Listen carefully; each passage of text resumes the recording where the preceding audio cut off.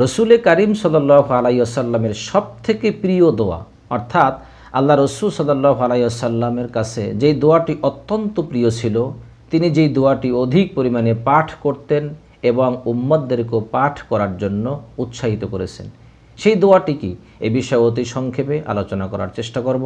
ওমা তাওফিক ইল্লা বিল্লাহ। আল্লাহ রসুল সাল্লাল্লাহু আলাইহি ওয়াসাল্লাম উম্মতদেরকে এমনও কিছু দোয়া শিক্ষা দিয়েছেন, যে দোয়ার মধ্যে এমনও কিছু কথা রয়েছে যে কথার মাধ্যমে একজন উম্মত তার সকল কিছু প্রয়োজন পূরণ করতে পারে।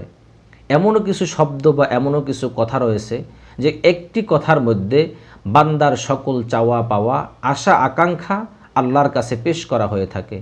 আল্লাহ রসুল সাল্লাল্লাহু আলাইহি ওয়াসাল্লামকে স্বয়ং আল্লাহ তাআলা এমন একটি দোয়া শিক্ষা দিয়েছেন, আর যেই দোয়াটি রসুল করিম সাল্লাল্লাহু আলাইহি ওয়াসাল্লামের অত্যন্ত প্রিয় দোয়া ছিল, যে দোয়াটি আল্লাহ রসুল সাল্লাল্লাহু আলাইহি ওয়াসাল্লাম অধিক পরিমাণে পাঠ করতেন, সাহাবায়ে কেরাম অধিক পরিমাণে পাঠ করতেন। সেই দোয়াটি কি, পবিত্র কোরআন মাজিদের সূরাতুল বাকারা 2 নম্বর সূরা এর 201 নম্বর আয়াত, এই আয়াতের মধ্যেই সেই দোয়াটি রয়েছে। আল্লাহ রসুল সাল্লাল্লাহু আলাইহি ওয়াসাল্লামকে আল্লাহ তাআলা সেই দোয়াটি নাজিল করে দিয়েছেন, সেই আয়াতটি নাজিল করে দিয়েছেন। সেই আয়াতটি হলো রব্বানা আতিনা ফিদ দুনিয়া হাসানাতাও ওয়া ফিল আখিরাতি হাসানাতাও ওয়া কিনা আযাবান নার। আমি দোয়াটা আবার বলতেছি, রব্বানা আতিনা ফিদ দুনিয়া হাসানাতাও ওয়া ফিল আখিরাতি হাসানাতাও ওয়া কিনা আযাবান নার।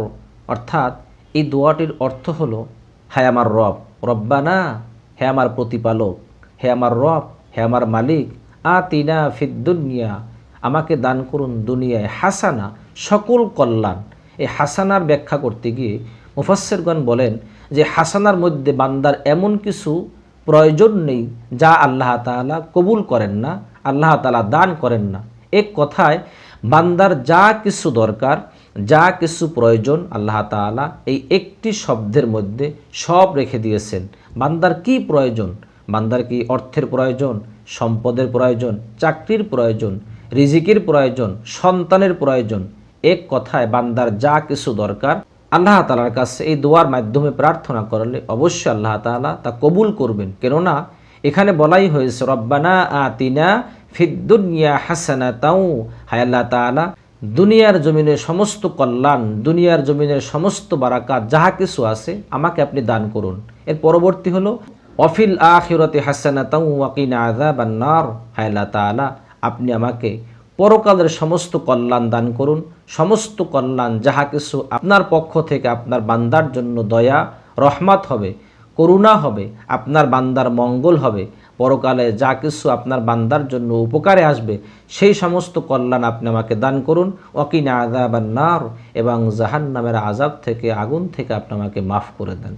আল্লাহ রসুল সাল্লাল্লাহু আলাইহি ওয়াসাল্লাম স্বয়ং নিজেই এই দোয়াটি অতি মোহাব্বত করে ভালোবেসে অধিক পরিমাণে পাঠ করতেন, এবং সাহাবায়ে কেরাম রাদিয়াল্লাহু তাআলা আনহুম আজমাইন তারা সকলেই এই দোয়াটি অধিক পরিমাণে পাঠ করতেন। সুতরাং একজন উম্মত হিসেবে আমাদের উচিত এই রসুল করিম সাল্লাল্লাহু আলাইহি ওয়াসাল্লামের শিখানো দোয়াটি, তার মোহাব্বতের দোয়া, অতি প্রিয় দোয়া, অধিক পরিমাণে পাঠ করা, যে দোয়ার মাধ্যমে দুনিয়া এবং আখিরাতের সকল কল্যাণ হাসিল করা যায়, দুনিয়া এবং আখিরাতের সকল ভালো কিছু অর্জন করা যায়, এবং পরকালে জাহান্নামের আযাব থেকে মাপ চাওয়া যায়, পানাহ চাওয়া যায়, পরিত্রাণ পাওয়া যায়। আল্লাহ তাআলা আমাদের সকলকে যেন রসুলের এই শিখানো অতি প্রিয় দোয়াটি অধিক পরিমাণে পাঠ করে আল্লাহর কাছে প্রার্থনা করার তৌফিক দান করেন।